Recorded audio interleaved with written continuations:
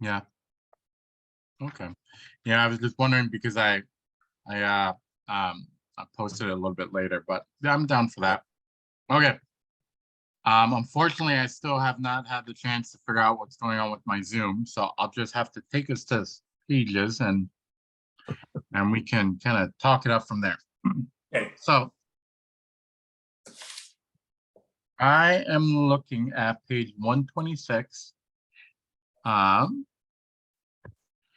And the in Heidegger, there's no second pages there.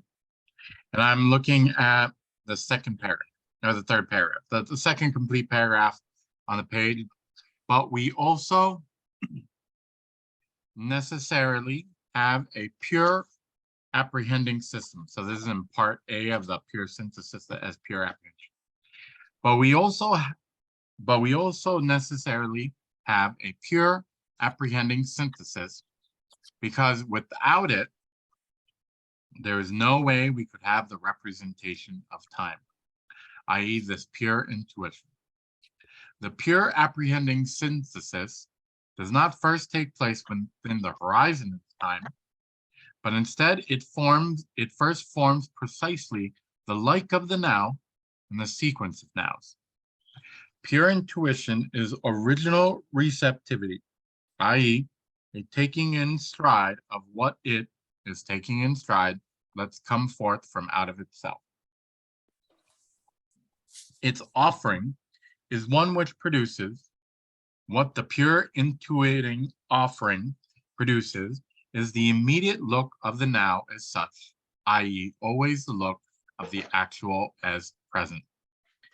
Empirical intuition is directly concerned with the being which is present in the now.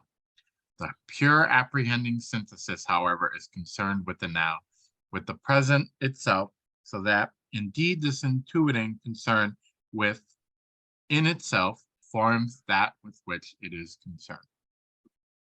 So I guess I just was hoping to get some clarity on what people were understanding as the pure apprehending synthesis. I understand kind of it that time is part of it in some sense, but I'm just trying to get a fuller idea of how the word actually maybe my confusion was that the first time I read this, I saw the word system instead of synthesis, and then when I reread it, I was like, now I'm confused about what this is. So yeah, if anyone has any thoughts, we could start off with that.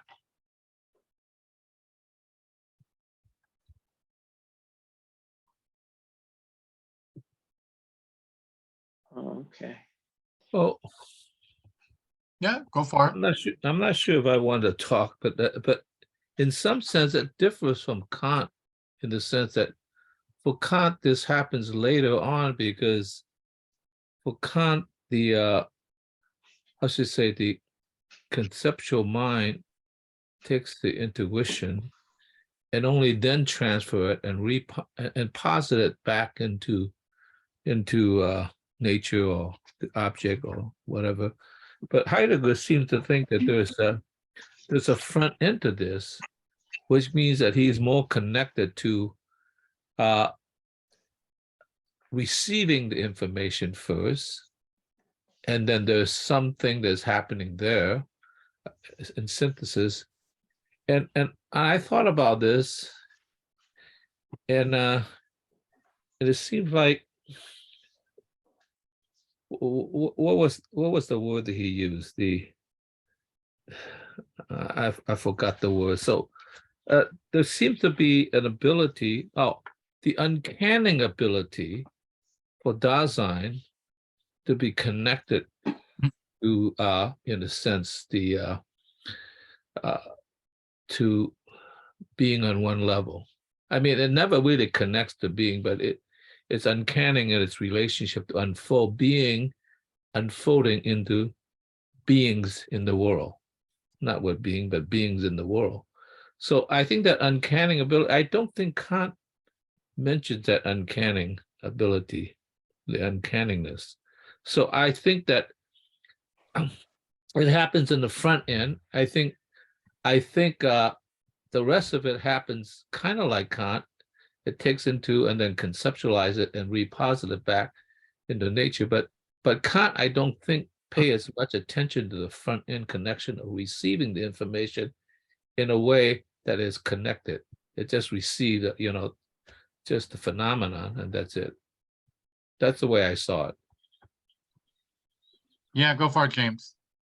Yeah, this is the three synthesis, which are mentioned both by Kant and Heidegger, but they're titled differently.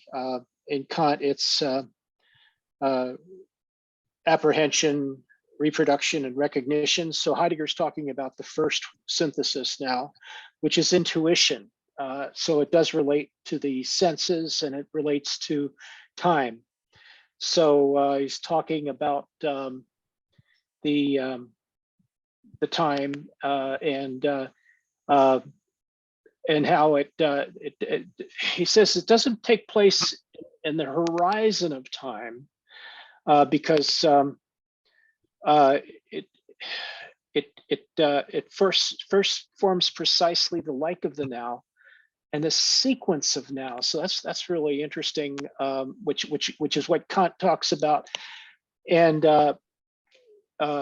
yeah, and so Heidegger has a number of different observations here. It's that the pure intuition is original receptivity, the taking in stride of what is as taking in stride. Let's come forth from out of itself. In other words, the thing comes forth from out of itself. Kant says it's given, which is like in the 20th century with Wilfrid Sellars became very, Quine and Wilfrid Sellars, it became very controversial. It became a kind of debate and analytical philosophical interpretation.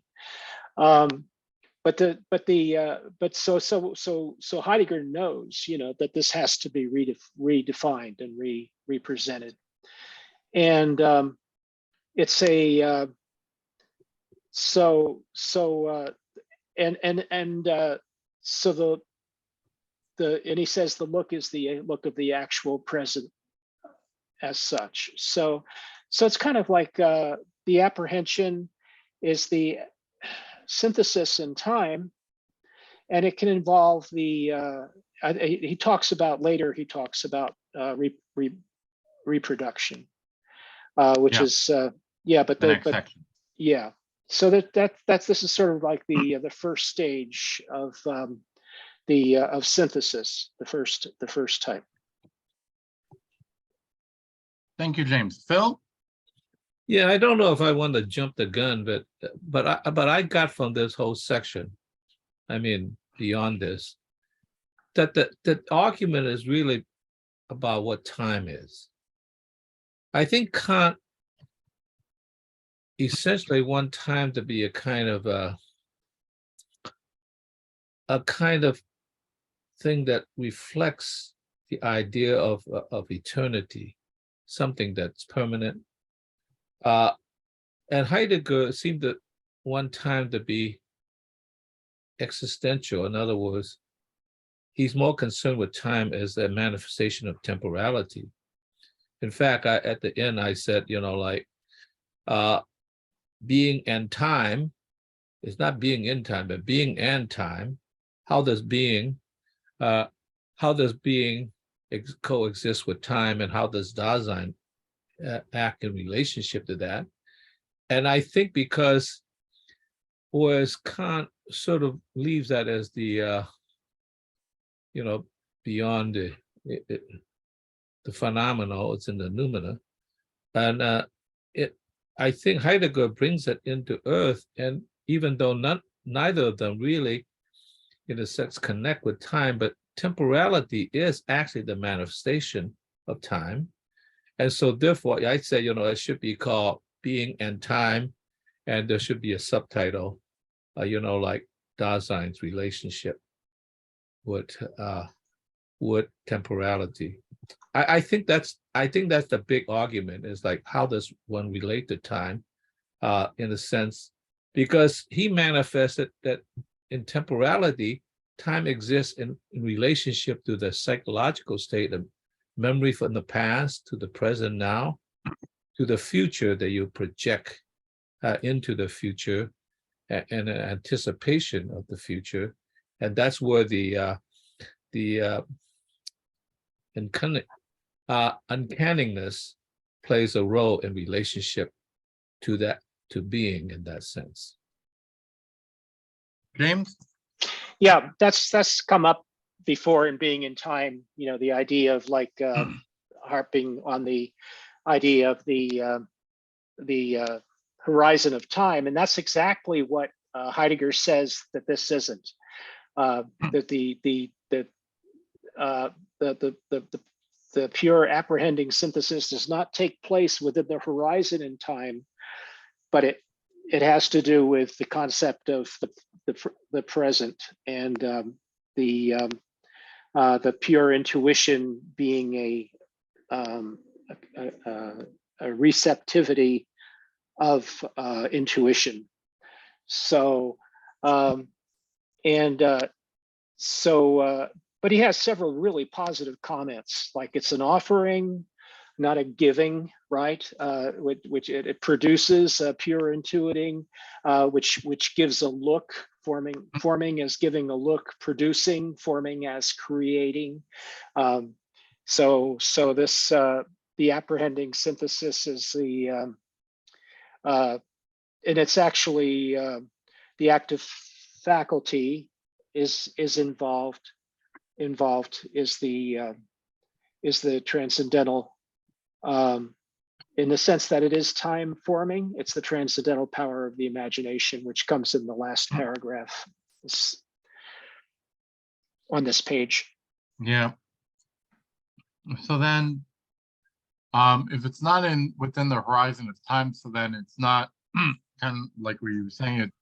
It is not concerned with past or present, Right. or kind of the the implications that has in the present. It's kind of like the simplest form of being present. It's You know, the being making of an observation, taking an object in stride. Yeah. I mean, it's almost like whenever you jump in water, it's like that immediate sense of being in water, like the feeling of your body submerged.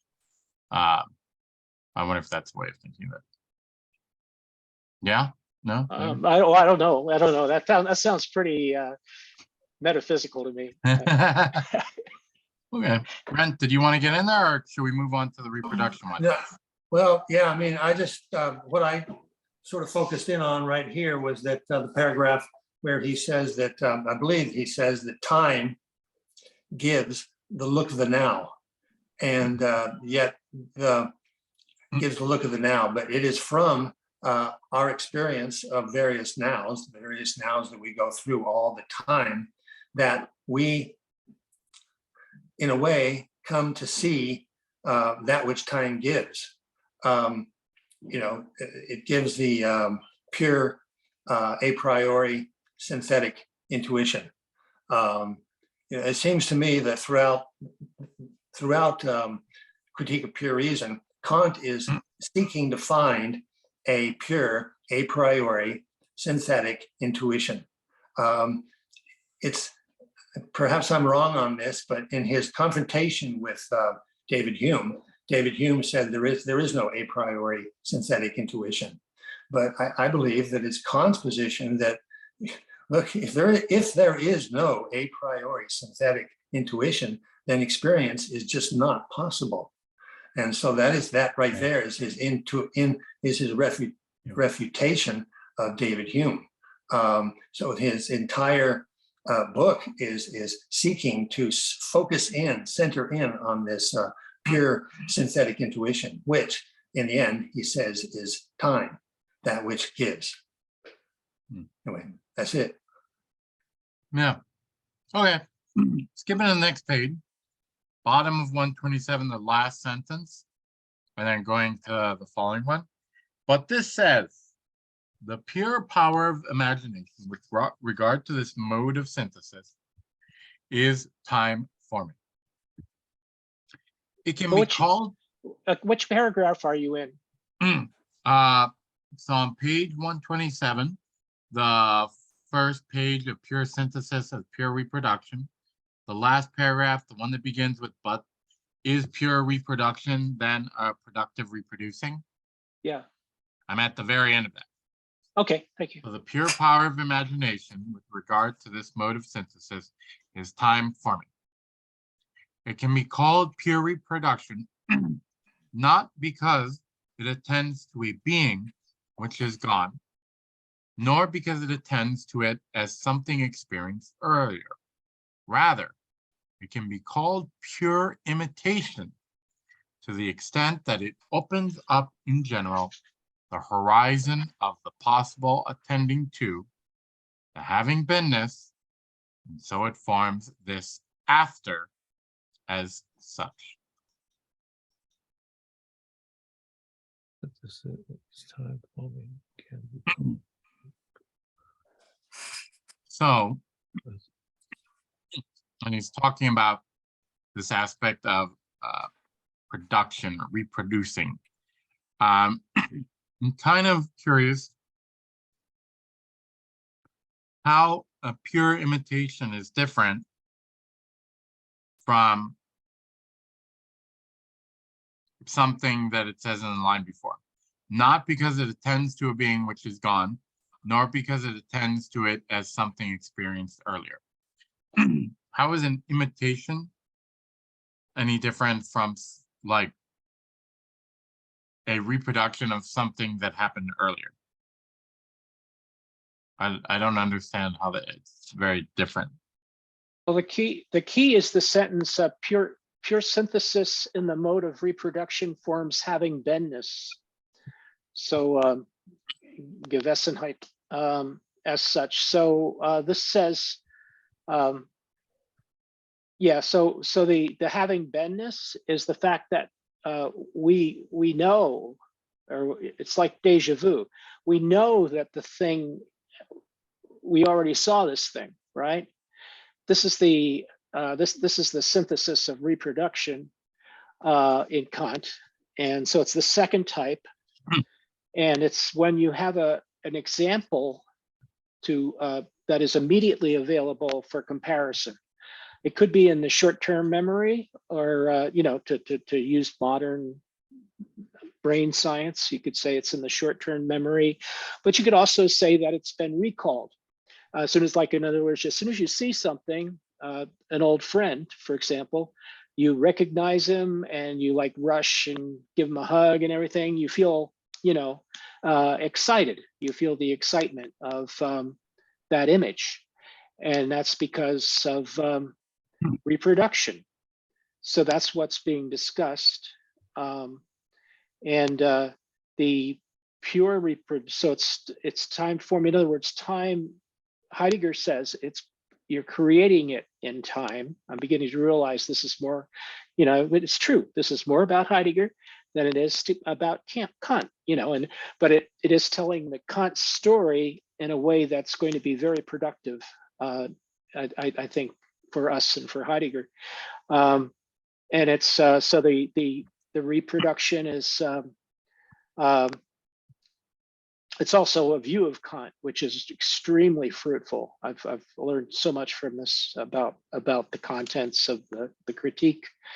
But yeah, so there's the he calls this the horizon of the possible attending to, or the horizon of the possible having, or the having beenness. So yeah, so it's the possible attending to. In other words, you're going to do something about it.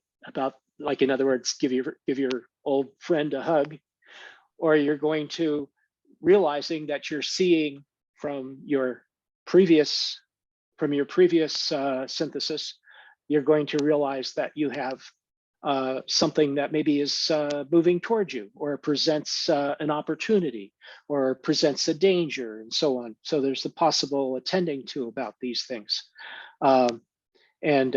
and this is the after, you know, of course, which is more, of course, it's an after. It's an after of the original, right? The original synthesis. So there's original synthesis, and there's a reproductive synthesis, and they're always a match. So that's what you have here, is a having beenness becoming meaning. You know, in other words, I remember this object, or I remember, or I have to react now to this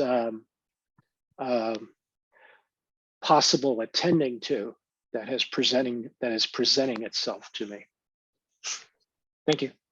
Yeah, thank you, James. Phil? Yeah, I think I agree with James, but I just want to make sure that I agree with James. It seems to me what you're saying, and I was going to say it a different way, but what you're saying is it seems to me like not only is the offering made by being that offers this existence and time, but Dasein, in this case individuated really, is the one that puts together, that stitched together that relationship of time within itself.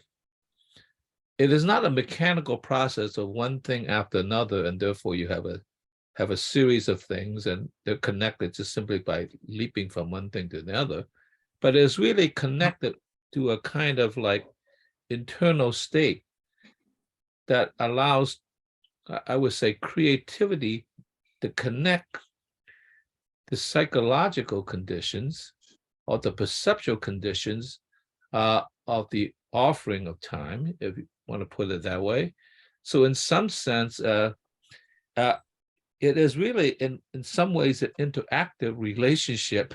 I don't want to quite call it a worship, but time makes the offering, and Dasein receives it and comprehends it in terms of his personal relationship with it. Is that what you're saying? No, not at No, all. not at all. What Okay. you're saying to me doesn't have anything to do with Kant. He said Kant's view is that the object is there's a givenness of the object, right? And you kind of observe that, but the idea that it occurs, but Kant says it has to occur in time, but time is not in the object. It's not in reality for Kant. It's in the perceiver. So Heidegger follows this idea, is consistent with this idea that it's in the perceiver, and so we apply time to the multiple experiences. We don't observe existence of. We don't have like so much the experience of something, but we have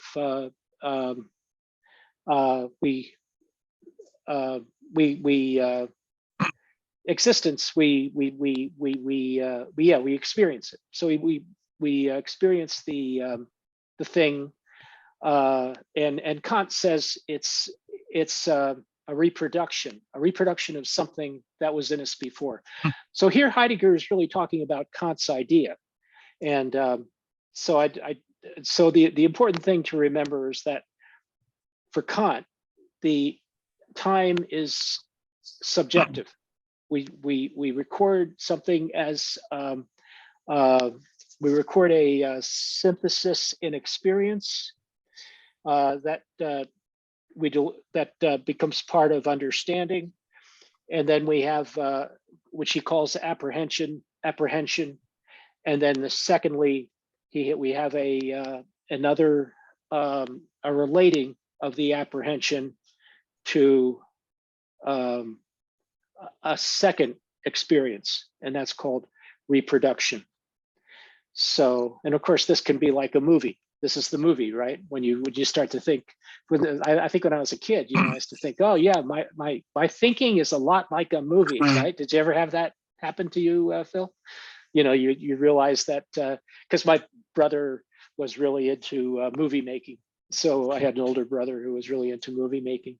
So I was always like right there with him, watching him splice the frames together. And so it's like, with glue, it's actually done with glue. Yeah, so it's just that's just kind of like that. It's kind of like the way movie film looks when somebody's splicing it together, or if you just run the movie film slowly, and get to see what each frame contains, kind of like that. Yeah. I think that's kind of what Kant is bringing forward. By reproduction, that's what he means by reproduction in the imagination. Thank you, James. Dan? Hi, can you hear me? Yes, we can. So to me here, there are two issues. One is like the issue of time and the issue of synthesis. And the first is, what's the deal with time? So for like, as was mentioned here, like time for Kant is something like is inside us humans, and it's a form of intuition. And Heidegger tries to go back to how he defined time in Being in Time. And as Phil said, you know, being and time are almost the same. So for Heidegger, time is very important, and it's well everything like is created, and he tries to move it from inside the subject, not really outside, because Heidegger is trying to move beyond subject and object and inside and outside. So it's kind of the background that makes everything possible. It's almost similar with being in this context. So I think time. So that's the deal here. So it's time inside, is outside. You know, like was like Newton, he was outside. Leibniz is inside. Kant is kind of saying it's inside us, but there are some like the objects are given in our representation. Time is kind of a little bit also outside, not just space. So it's time. And then the synthesis, what is happening? Like the object of critique is like to say that synthesis happen, like we have the sensitive, whatever, we have the intuitions that are given in space and time. And then we have all the reason, and the synthesis happened there in the reason. And Heidegger is trying to push back and say, no, actually the synthesis happened way before that. It happens there in time. It's already happening there. And time is again, is not inside us. It's kind of like, if I say it's outside us, it's where everything happens, is being. That's where the synthesis happen. And we get all of that, and then we kind of try to have a discourse about what's happening. And that's to me is the story here. Thank you. Thank you, Dan. Fred? Yes, in Being No, in Time. Fred. Yes. Sorry. Oh, go ahead, Brett. Okay. Yeah. Can you hear me? Yep. Okay. So in Being in Time, Heidegger addresses time like he addresses being in the sense of subject and object. Being is not an object. At the same time, being is not subjective either. And the same way with time. Time is not an object. At the same time, it is not strictly subjective. You know, Heidegger, for Heidegger, it is both and yet neither. You know, so the status of being is questionable. In fact, for our entire lives, you know, Dasein is the being who asks the questions. Time, being is questionable to us and for us. Same thing with time. Time is something we have to reckon with, and it is something we have to deal with, but it is neither objective nor subjective. It's something else. It is questionable. Now, for Kant, on the other hand, in Critique of Pure Reason, on one hand, he treats time like all thinkers before him did, as something, you know, succession of now points. And in this sense, it would be very objective, you know. However, as he develops the Critique of Pure Reason, he gradually uses time as the pure, synthetic, a priori intuition.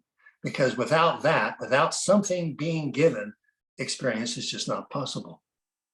Okay, thanks. Thank you, Brent. Fred? Just a second. Okay. Yeah, I think the salient point is as was pointed out, the relationship to time. And I think the comments are on point for that.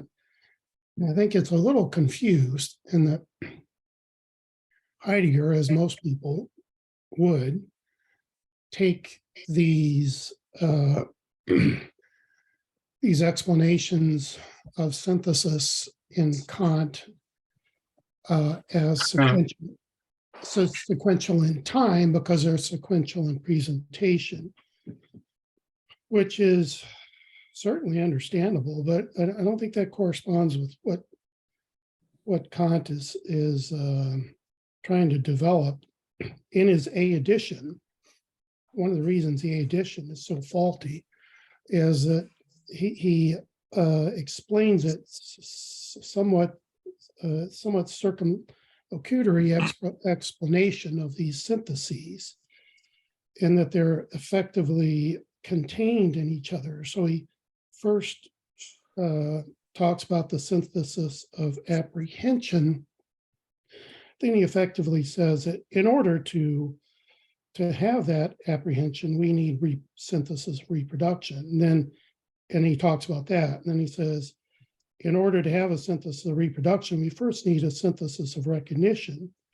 So there's no temporal sequence of apprehension, reproduction, recognition, quite the opposite. Apprehension is a general synthesis, which requires reproduction, which in turn requires the initial recognition. And I don't see that in Heidegger, which is entirely understandable because it's quite confused in Kant, unfortunately. Well, the next section is on recognition. Correct. But the point is, this is when he says, but since that this letter maybe has, he says in effect that he talks about all three, but he follows the presentation of Kant, which is pretty confusing. And he seems to indicate that first you have a synthesis apprehension, then reproduction recognition, whereas in fact, the three are nested in effect. That in order to have apprehension, you need reproduction. In order to have that, you have to have recognition. Apprehension is the big enchilada. Mhm. How do you make sense of objects? How do you recognize that the tree that I see now is the tree that exists in a series of nows in time? And that recognition, excuse me, that's a loaded term. That realization of the concept of the tree is the apprehension, but that requires that you reproduce that time across a series of nows, which in turn requires that you recognize it in the first place as an object which you store away for later use and say, okay, this is a tree. Oh, there's the tree again. So you've recognized it twice. And now in order to say, oh, there it is again, you have to have reproduction. It says, oh, I've seen this before. Oh, okay, that's a tree. And then finally, what pulls it all together is the apprehension. Say, by golly, this is a tree, a concept of a tree, because not only do I recognize it now, but I've recognized it before, and I called that up via the synthesis of reproduction. And now I have a complete idea of the tree, and I can apprehend it as such. So it's all quite confused in Kant, and perhaps that leads to a bit of confusion in Heidegger. But again, the main point about this occurring in time, which is brought out by the last few commentators, that is the main point, and that is absolutely the case. Thank you, Fred. Before we go to Phil, let me just read a section from the recognition part, just so that we have that on the plate. So this is from page 129. The paragraph that begins with, and yet, when the mind again returns from its going back into the past, when it returns again to the directly present being in order to set the former in unity with the latter, who then tells it that this being which is now present is the same as that which it obviously abandoned, so to speak, with the fulfillment of the visualization? According to its essence, the reproducing synthesis stumbles upon something which it claims is the same being and which will be experienced before, during, and after its fulfillment in the present perception. This perception itself always attends just to what has presence as such. Does not the whole succession of representings break up into individual representations so that the returning synthesis of reproduction must set what it brings along at any time into unity with the being, always other, which is directly at hand? What is the unity of apprehending intuition and reproducing imagination to be if what they want to present as unified and the same is, so to speak, placeless? And one more. Does this place first come to be created then, after the achievement of a perception and the recollection connected to it, which recollection wants to set what is remembered in unity with what has presence in the current state? Are these two ways of synthesis already oriented in advance toward the being as something which has presence in sameness? I could read some more, but I'll stop there. Bill? Yeah, I wanted to thank particularly Fred about clearing certain things up. You know, but I do want to ask particularly Fred about clearing up a couple of words for me. And Fred can just answer. I have to take my dog out. I'll be right back. Okay. That's the word representation and production, and actually also reproduction. To me, production means that Dasein is producing it. Okay, not a problem there. I understand that. Representation, it seems to me, Dasein is taking the information from the experience and representing it. You could say producing it in relationship to the experience that's coming from the outside. The word reproduction, however, means as Dasein reproducing the representation which is coming from the outside again, maybe from a different perspective, or is the reproduction about the redoing the production itself, which means it remains internal in terms of representing the relationship of time in that sense. That's why and then I want to ask you a fourth word, which is the way I often use the word representation, and that's representation. In other words, I take the experience from the outside and I represent it. In other words, I reproduce it from the experience. So the relationship between the experience and the production becomes a relationship to the external. And whereas reproduction seems to me leans more to the relationship between what I've done before and what I'm doing now. Could you clear up those relationships that in some sense could have give me a better understanding of how our relationship is to the stimulus, which is external, or to the offering, I guess, and to our relationship in terms of our computation, mental computation in terms of creating that relationship with time. And that would help me a great deal, because those words they're quite distinct, but they seem to be interrelated, interactive in some way. Go for it, Fred, and then we can hop over to James. Boy, we have definitely some language confusion here. Yeah. In English and in German.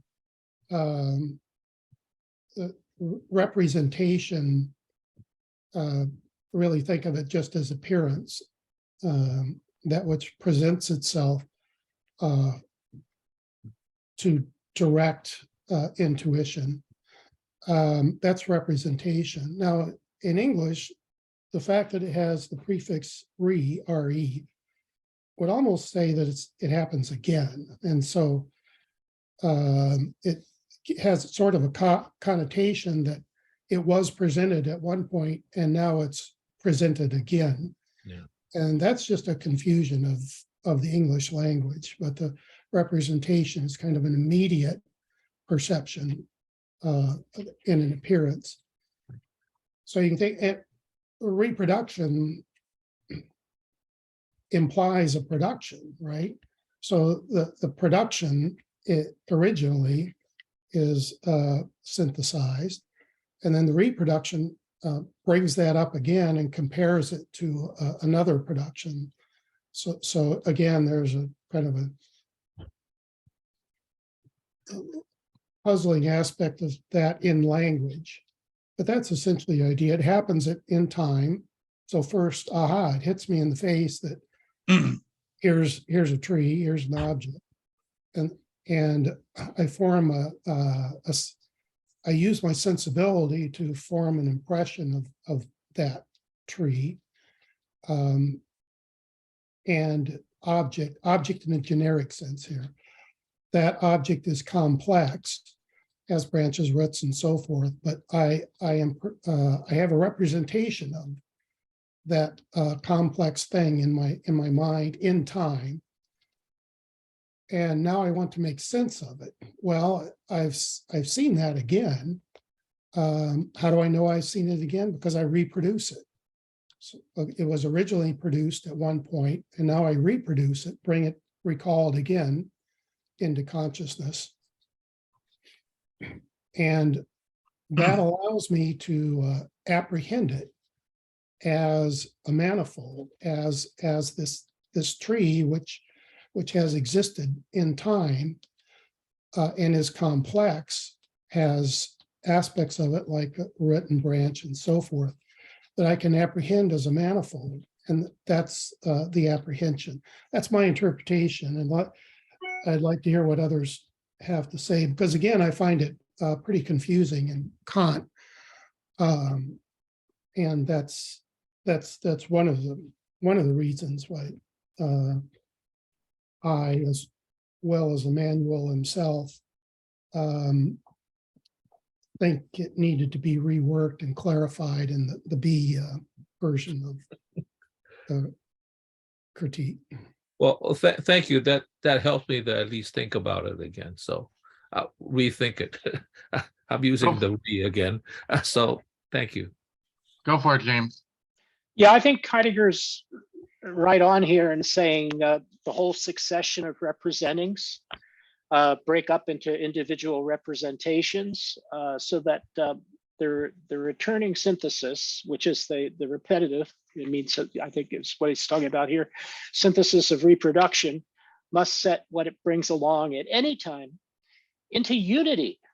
It must bring into unity with a being. This is the unity of apperception that he's talking about here, with a being, always other.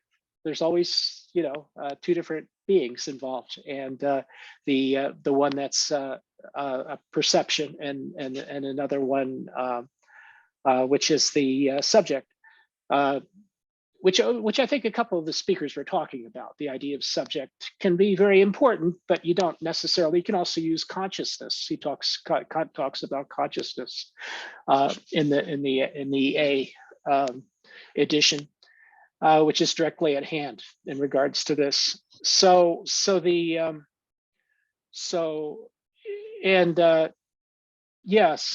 I don't know exactly what he means by. Let me see. I made a note though. Let me see. Yeah, my note was, whatever does he mean by placeless? So I'm not sure. But I had a question for Fred. I was just wondering, Fred, if you were kind of like on the recognition that we were just talking about before, and you did mention this time.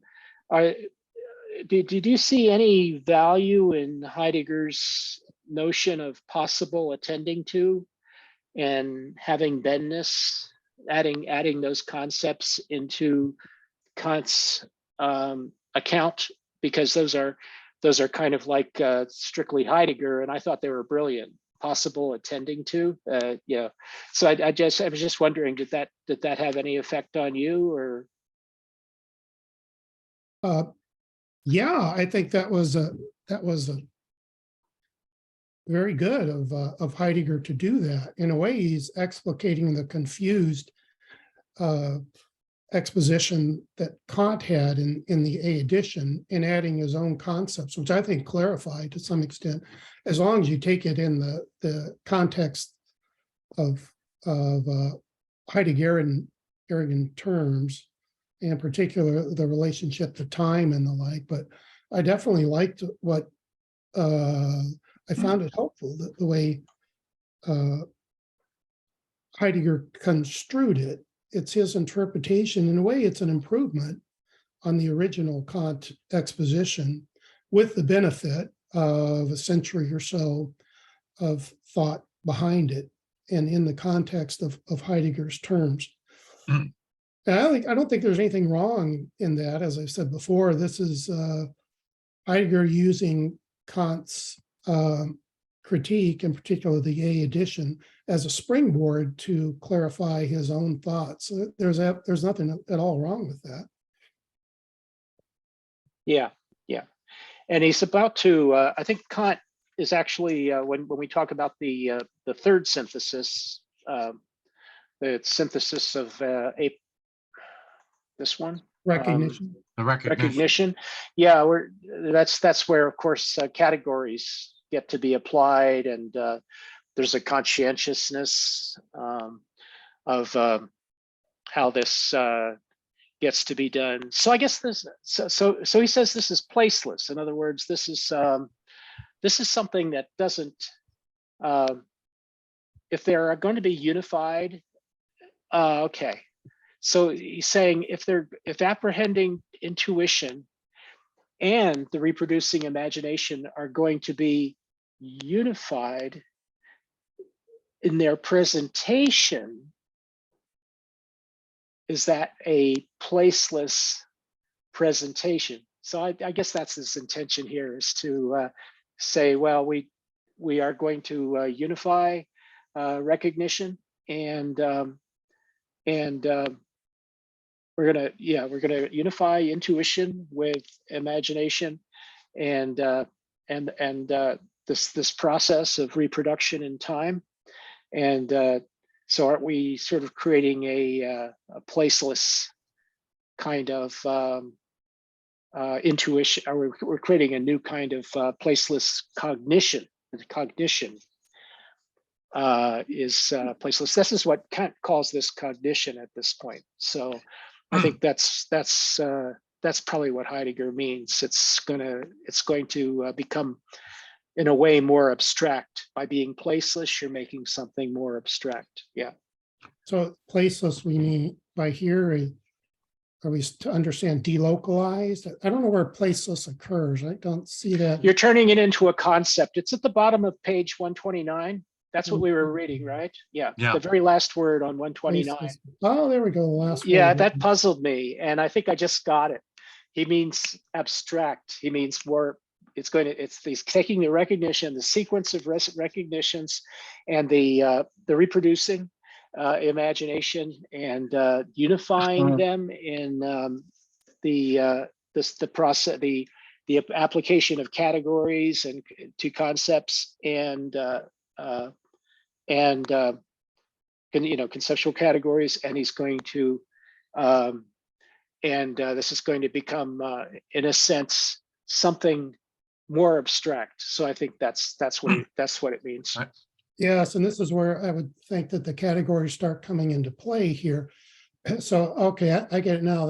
Thanks. That's useful to point out, and that's helpful. So the appearances, they all, of course, in Kant happen in space. That's the other, besides time, that's the other pure synthetic perception. So they happen in space, but what we have here is a way of the mind massaging it to kind of abstract away from its spatial locality. Well, in a way. Is that roughly right? before James, yeah. before you answer, could I point out when he talks about the subject? Because I thought that whenever you brought up the question of placeless, I thought he was attempting to answer that. This is on 131, where he says, and in a sense, it's almost like obvious, but it's just kind of still drawing for him to say it this way. He says, this is a paragraph that begins with "but if," and I'll just read the last part of it. Time apart from the subject is nothing. This indeed implies that in the subject, it is everything. But what does in the subject mean here? Time is certainly not at hand in the subject, as cells are in the brain. The constant reference to subjectivity of time yields little. Now, had Kant himself seen only the negative, okay, this is when he goes in.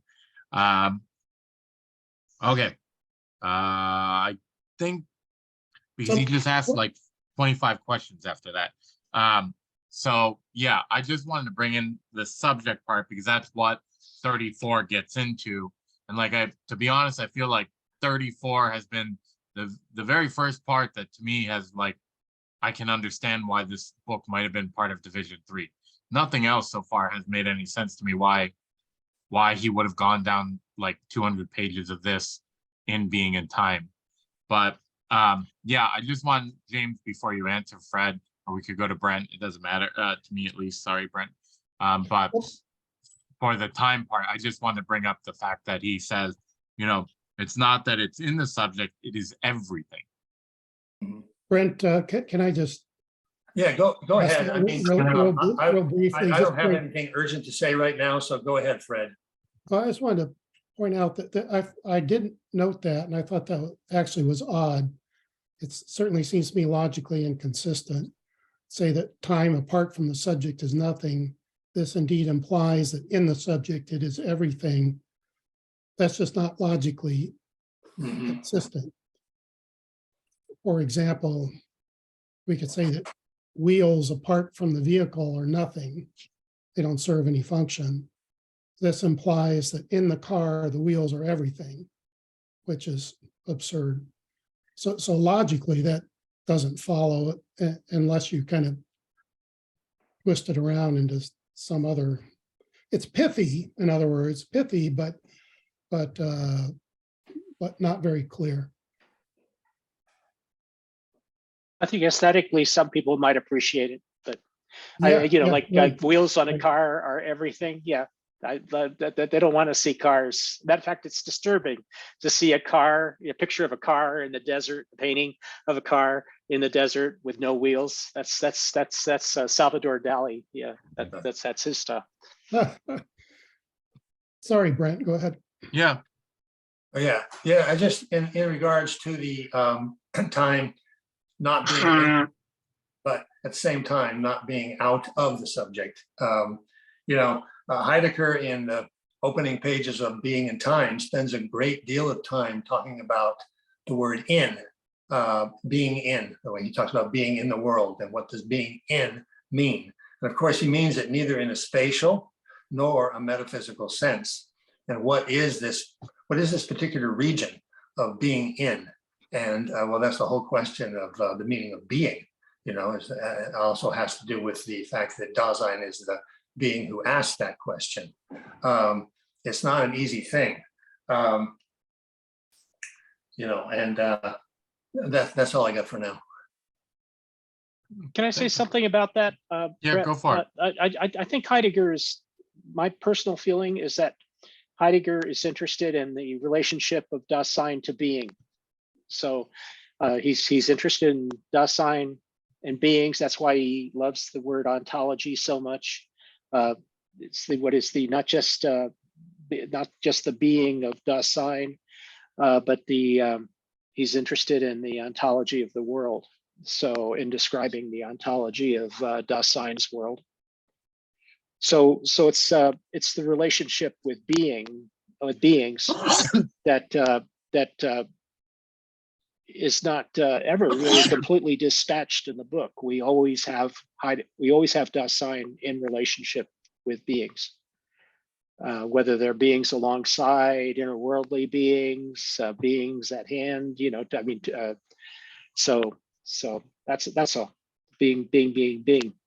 Yeah. Okay. I'd like to get into 34 then. Page 133. The first paragraph. Only on the grounds, sorry. I have to vacuum my carpet. Only on the grounds of this selfhood can the finite creature be what it must be. dependent upon taking things in stride. Now, in the first place, we must clarify what the following obscure statement says. Time necessarily affects the concept of the representations of objects. The letting stand against as such, i.e., as pure turning one's attention to, pure affecting means to bring something like and against it. The being in opposition, into opposition to it in general, to it, the pure letting stand against of. But that means to pure apperception, to the I itself. Time belongs to the inner possibility of this letting stand against of.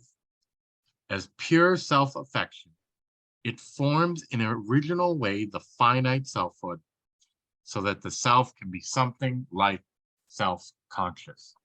I thought this was Hegel, but this letting stand against of time necessarily affects the concept of representations of objects.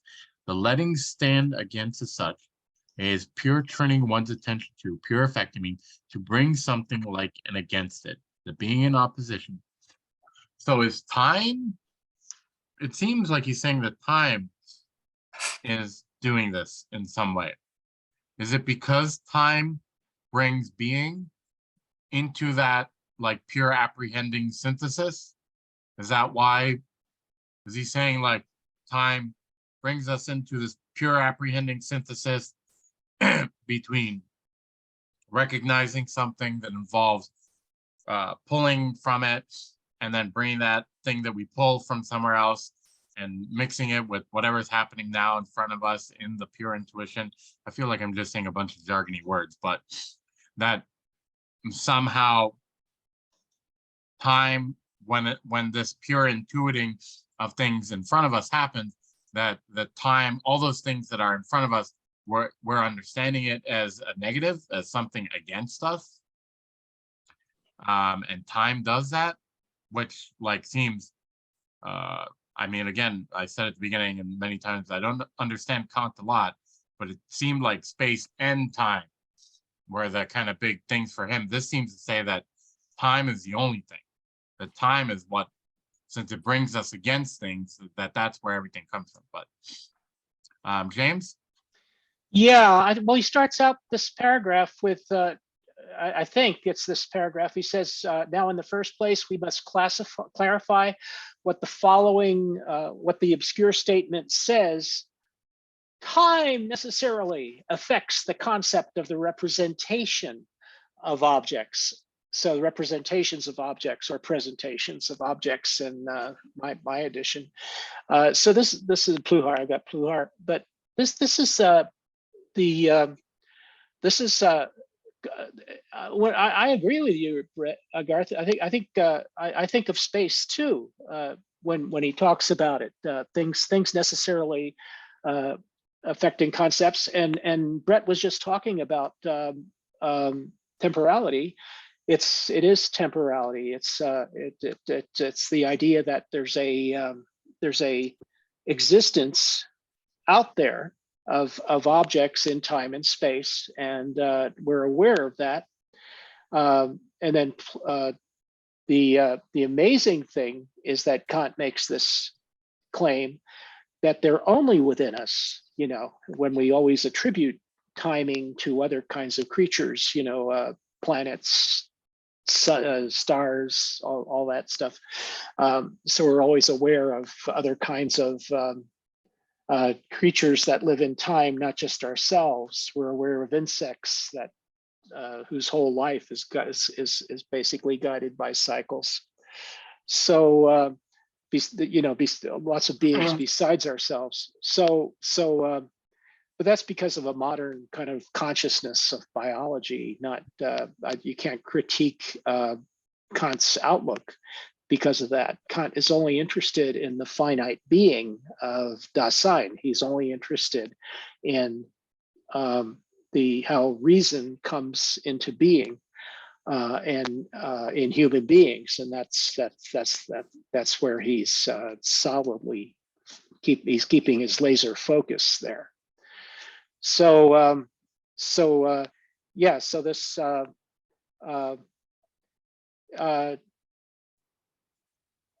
yeah, so he says there's a relationship here between this letting stand against other objects and the I itself, or the consciousness. And this forms, and then the last sentence, I'm not sure if you read it, but it forms an original way the finite selfhood, so that the self can be something like self-consciousness. So that's what made you remark, I guess, that it sounds so much like Hegel. But it is the my comment is that that I wrote down was this is Heidegger's attempt to formulate the understatement of the month. So, in other words, how could you not be conscious because of all these perceptions occurring in time? Yeah, it's like consciousness has to emerge out of that. Thank you. Okay, Brent? Yes, you're correct that this does sound a lot like Hegel.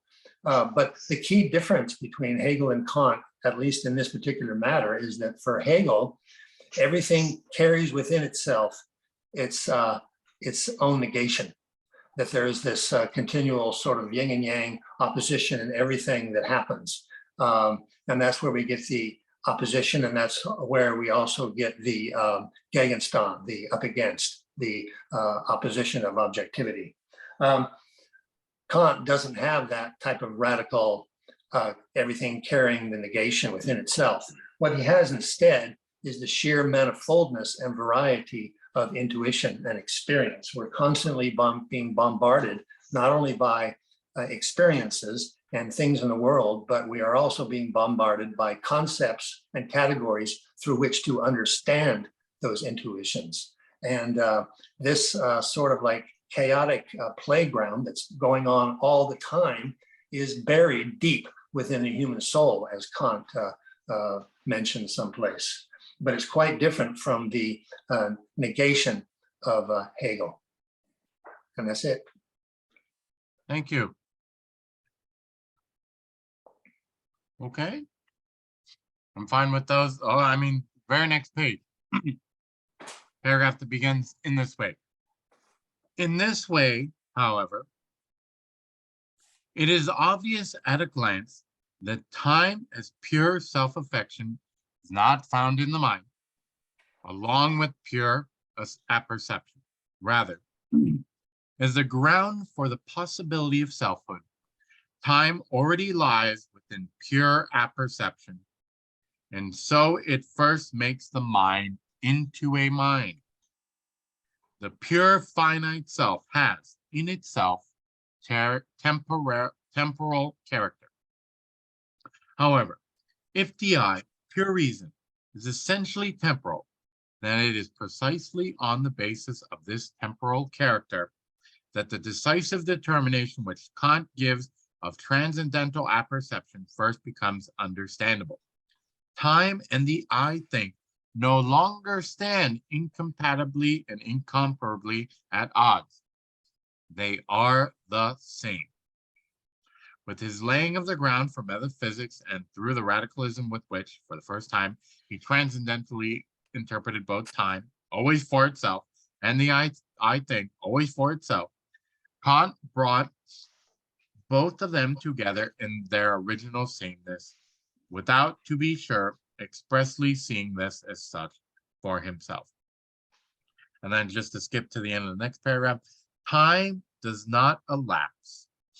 Time, which is itself unchanging and perduring. Time perdures and does not change. Those last two lines are things that I don't understand. But I feel like this is just kind of hammering away at what popped up in the last thing where he's saying the I thought it was interesting that he connected it through the always for itself. I wonder if anyone might have any thoughts about that. It seems like a very Heideggerian way of understanding it, but I'm just time obviously could never be anything but for the one who is part of like experiencing that time. And the I as well. So I don't know if anyone's got any different thoughts there. Where's the for itself? This is in the paragraph that begins with time and the I think no longer stand. And it says interpreted both time always for itself, and the I think always for itself. Oh, okay. I like that. Can I say something? Yeah. Yeah, go for it. Yeah. Yeah. I like that sentence quite a bit because it reminds me of Descartes. It's the I think is the res cogitans, the cogitans, in Descartes, and which Kant likes to talk about. And so the I think is the Kant's indebtedness to this concept of res cogitans, and Heidegger is just simply saying, well, this is the same thing as time. In other words, we wouldn't even think if there wasn't time. So this is thinking is one of the things that occurs in time, and I think Kant knows this. Kant knows that thinking occurs in time, and because of time. And so that's kind of the idea that Heidegger is putting forward here. If there is such a thing, as Kant says there is, as a timed subjectivity, then this is a description of it. So, and then time is unchanging and perduring. It just goes on and on and on, and it perdures. And that's Kant, not Heidegger. That's a quotation. So time perdures. So it's kind of this really great point at which Kant and is kind of like inspired by Descartes, the idea of the I think, but he's also spurred on to talk about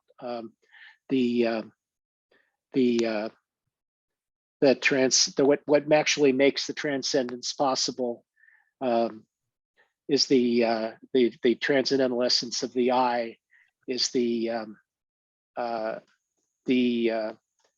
core, the pure apperception, the fixed and perduring I constitutes the correlate of all our representations. So there's the representations and there's the I. And what has to result because of time is the I think, because the I think is where all the thinking, the time is where all the thinking is actually taking place, and it's unchanging and perduring. Thank you, James. Fred, then Phil. I thought that this was perhaps trying to state too much to have this identity between time and the I think. He says time and the I think are the same, but going on from what James says, when he notes that time, that the I think is in time, which it is, has temporal character. Pure finite self has in itself a temporal character. But we also see that, according to Kant anyway, that the time is an inner sensibility of individuals. So if the I think is in time, and if time is in the cogito, then I guess they are the same, right? If they exactly align that way. Still think that might be overly simplistic, both in Heidegger and Kant's conception of it, but it's kind of a nice tidy way of kind of tying up the bow here. Okay, Phil? Yeah, I actually like it very much, what is being said here, but it almost seems to put the focus in some sense away from time, because time is the thing that produce something in some sense more important, which is consciousness. And I think that that's an important part. And I'm not sure to what degree. Well, I think Kant probably talks about puts a lot of emphasis on consciousness. But I guess Heidegger, I'm not so sure whether he focuses on consciousness or time, but he does focus on Dasein and Dasein coming into consciousness. So I don't think it's overstating. I think it might be putting into boxes that's a little bit too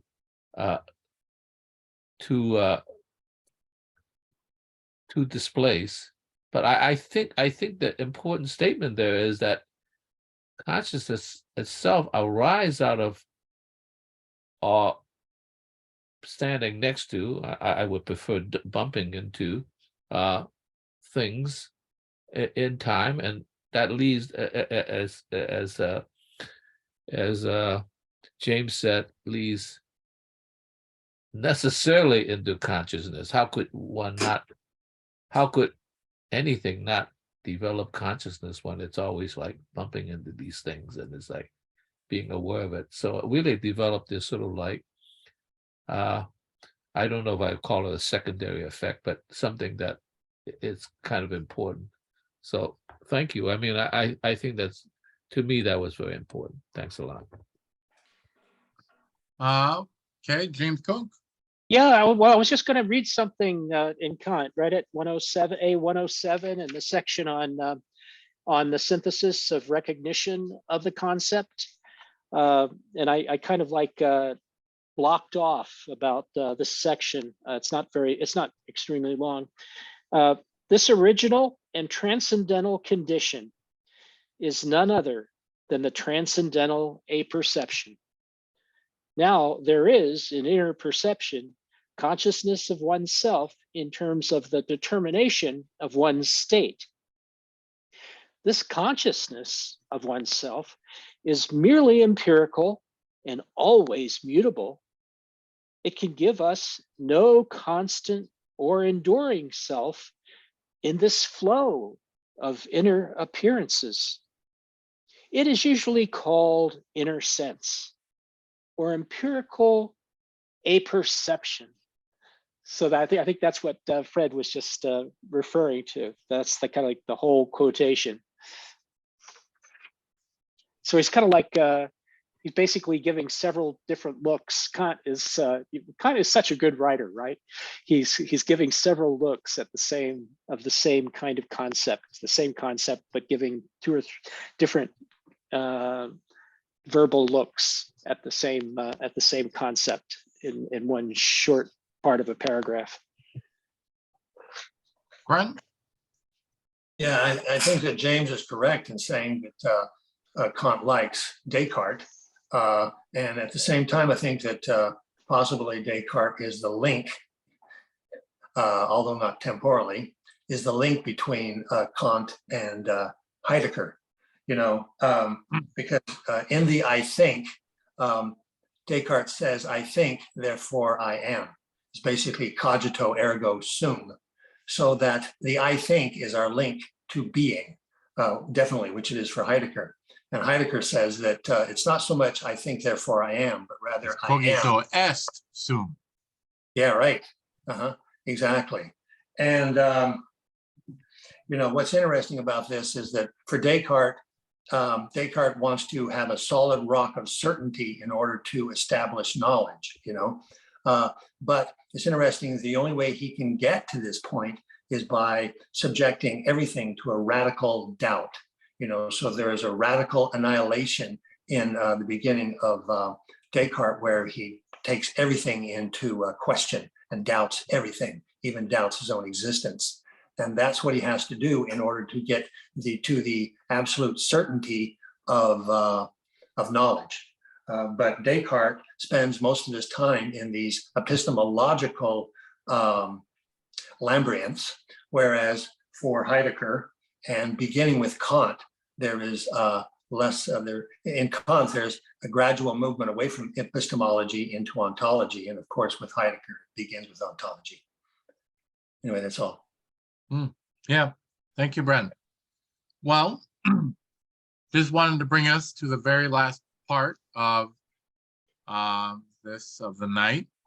And I think we will begin with part 4 on the 23rd, because I didn't really have anything in 35 to talk about. This is 136, the last paragraph. Precisely because in its innermost essence, the self is originally time itself, the I cannot be grasped as temporal, i.e., as within time. Pure sensibility, time, and pure reason are not just of the same type. Rather, they belong together in the unity of the same essence, which makes possible the finitude of human subjectivity in its wholeness. So I guess I brought this up for a couple of reasons. One, I really liked, I don't know if Kant does this, but he's saying that pure sensibility and pure reason, he's putting them together. Or he says, are not just the same type, they belong together in a unity of the same essence. Is he just talking about a person? It's in Dasein. That's one question. And then this last part, this last clause, which makes possible the finitude of human subjectivity in its wholeness. So because time and pure reason, because pure sensibility and pure reason are in this unity of some sort, because of that, what does he mean by the finitude of human subjectivity? Does he mean it in the sense of having a limit? Does he mean it in the sense of death, which we know Heidegger interprets in a very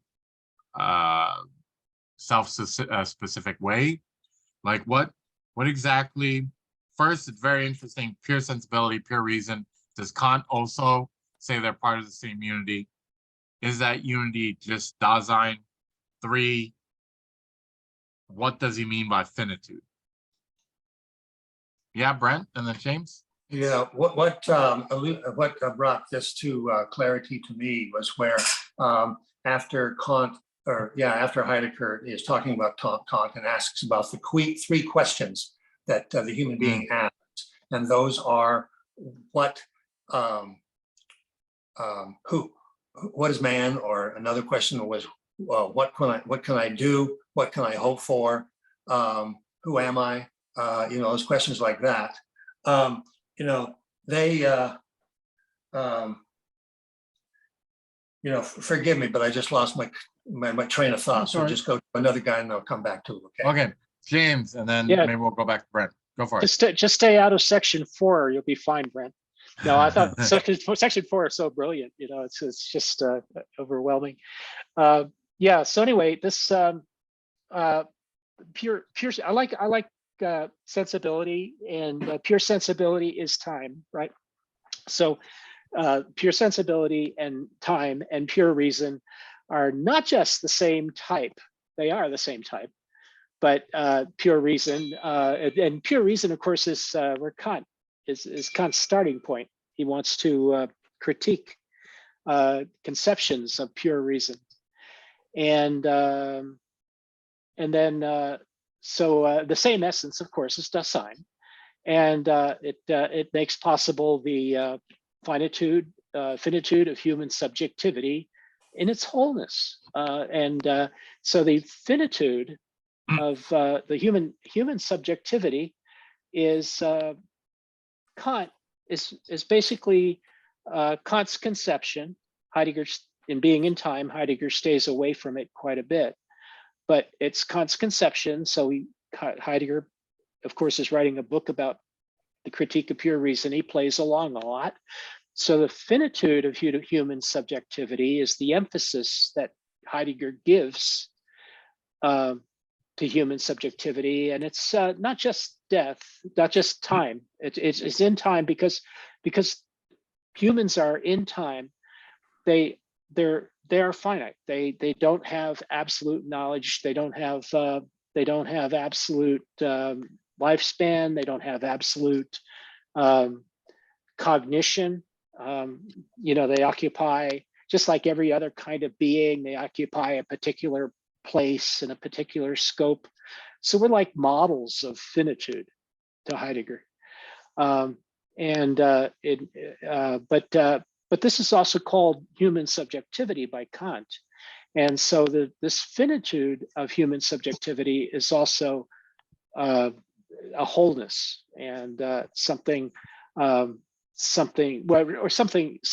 spans a kind of like a certain range or horizon.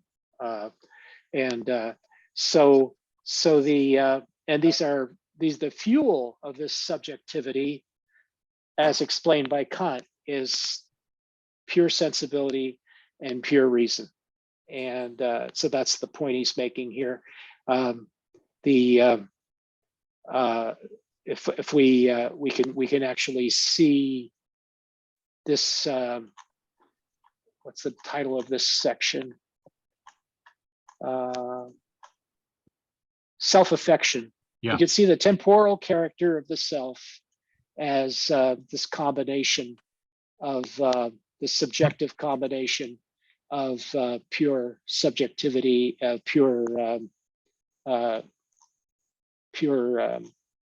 lost my place, but the pure